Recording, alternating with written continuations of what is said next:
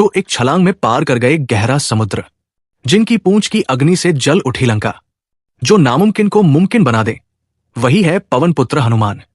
लेकिन क्या आपने कभी सोचा कि हनुमान जी की असली ताकत उनके सिर्फ बल में नहीं, बल्कि उनके शब्दों और कर्मों में छिपी थी?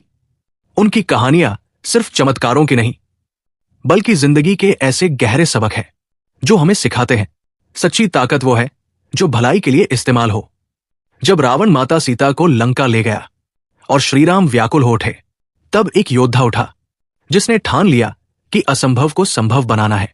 सीता माता की खोज में हनुमान जी जब समुद्र लांग रहे थे, तो राह में आई सुरसा, फिर सिन्हिका ने उनकी छाया पकड़ी। लेकिन उन्होंने न सिर्फ बल बल्कि बुद्धि से हर संकट को हराया। जब उन्होंने माता सीता को श्रीराम का संदेश दिया, उनके हर शब्द में था अडिग विश्वास, राम जी आपको लेने अवश्य आएंगे। फिर लंका में दिखाई अपनी अपार शक्ति, पर न आया कोई अहंकार। सीखा दिया, शक्ति से बड़ा होता है समर्पण। जब राम सेतु के निर्माण में जरूरत पड़ी पर्वतों की, हनुमान जी उड़ चले गिरिराज को लेकर। पर यह सिर्फ ताकत नहीं, सेवा, निष्ठा और विश्वास की उड़ान थी।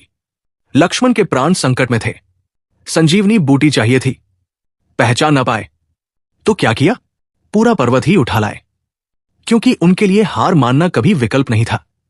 जब श्रीराम का राज्याभिषेक हुआ, सबने उनकी जय जयकार की, पर हनुमान जी ने सिर झुका लिया।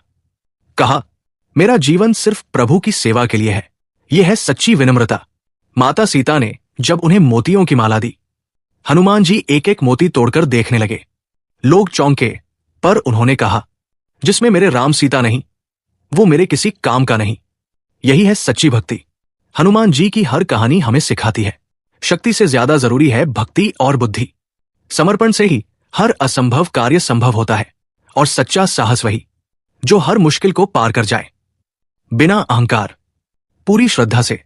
तो क्या आप तैयार हैं हनुमान जी के इन सबकों को अपनी जिंदगी में अपनाने के लिए?